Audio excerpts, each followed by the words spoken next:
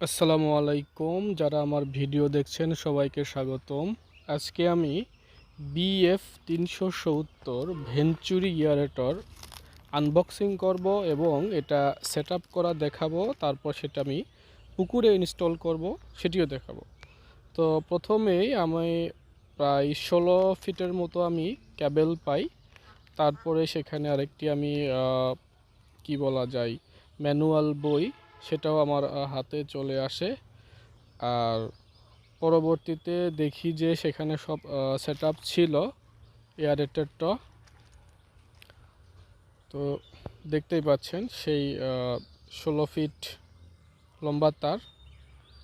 এরপরে এয়ারেটর বের করলাম, আর বক্সের ককশিটটাকে আলাদা করব।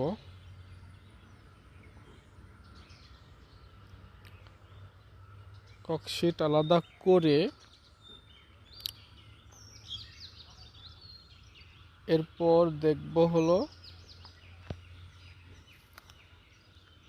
সেখানে আছে পাইপ, দুইটা পাইপের উচ্চতা ঠিক কতটুকু আমি এটা মেজারমেন্ট করতে পারি নাই, বিষয়টা এরকম হয়ে যায়। তারপর এটা নিরাপত্তার জন্য আমি আবার একটা খাঁচার মধ্যে রাখি যাতে এটা না হয়। সর্বশেষ অবস্থা যে পুকুরিতে আমি যখন এটা ইনস্টল করি তখন এরকম হয়।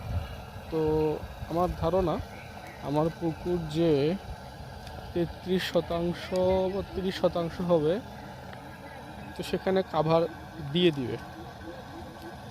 আর এটি দেখেও আমার ভালোই লাগছে, একদম নতুন অভিজ্ঞতা।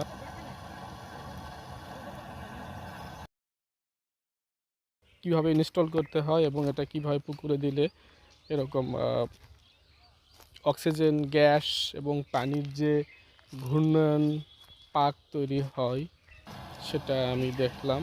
তারপর আমার পুকুরে এটাকে প্রায় অনেকক্ষণ 20 থেকে 25 মিনিট রাখছিলাম।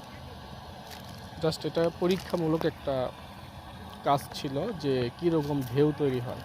এখানে ভিডিও শেষ করতে হচ্ছে। সবাই ভালো থাকবেন। আসসালামু আলাইকুম।